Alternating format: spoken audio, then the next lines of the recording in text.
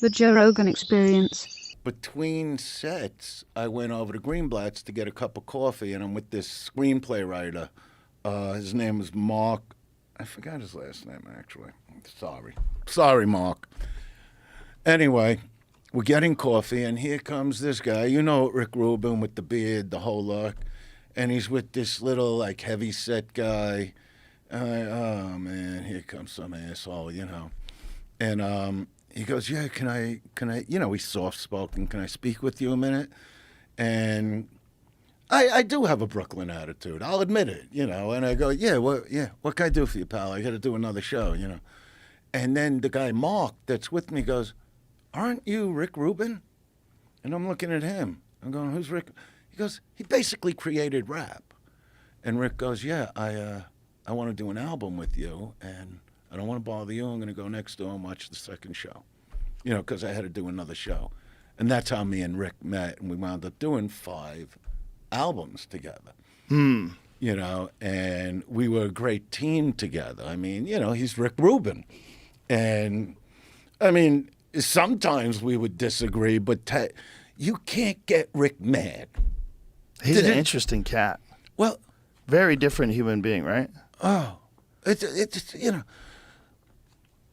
I said to Rick one time, you know, when Dice Rules, that where I do Grease Lightning, that was Dice Rules, the album, okay, besides the movie.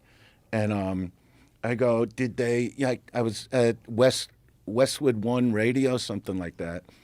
And on the way back, you know, I say to Rick, I go, did they put up all the posters like you said they were going to do? You know, and he goes, I suppose.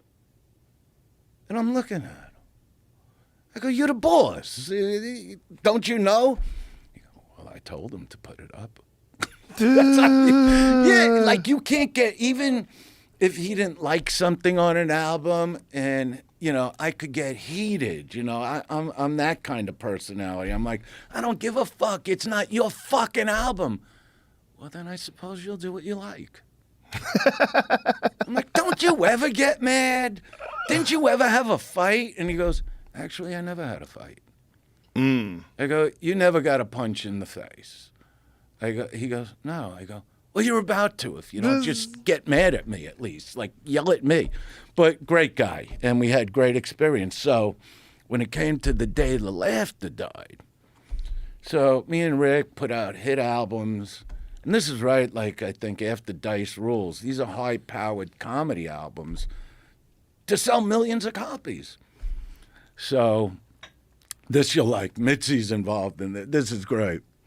So me and Rick are talking, and I go, you know how much I love going on late at night and just, you know, no reaction. Because that's how my career got made. I was always like one of the last few acts at night at the Comedy Store, you know, because of the kind of stuff I did. So there's, you know, people sitting quiet. You got a drunk in the front with his head on the table, and you got 4 people that are just too tired to leave. You've had those sets. Oh, yeah.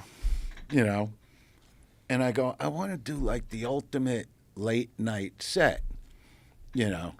And he sort of had the same thought process, like, we just go unsuspecting crowd.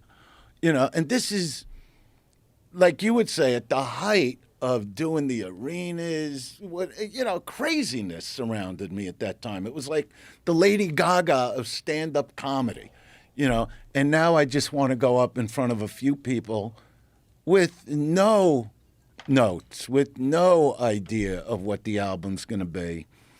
And we do 3 nights at Dangerfields, and it winds up the double CD, The Day the Laughter Died. Okay. And I'm just loving it, you know. The silence, the smoke. You could hear me smoke, you know. People walking out, you know. We didn't cut any of it, you know. Like I said, keep it in there. You know, it's great, you know.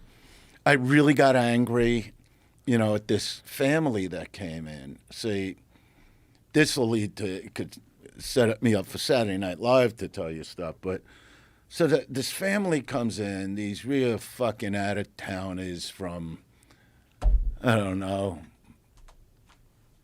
Midwest, Bible Belt, you know, whatever they were, but they were all wearing the same coat and the same hat with the ball on top.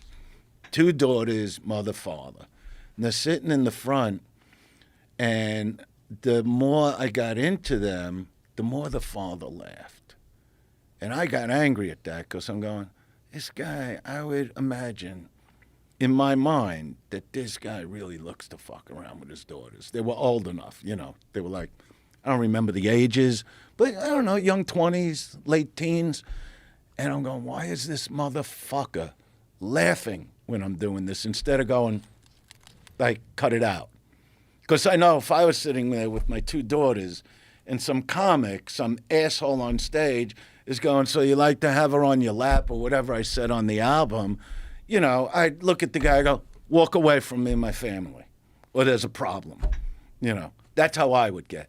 This guy's laughing, and I'm angry about it. You know, so the more he would laugh, the more I would go after this motherfucker.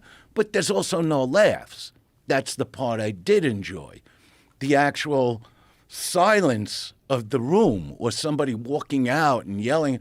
What's that? There's a famous one line on that. Where, You're about as funny as a glass of milk. you know the album better than me, which is ridiculous. Why would you not?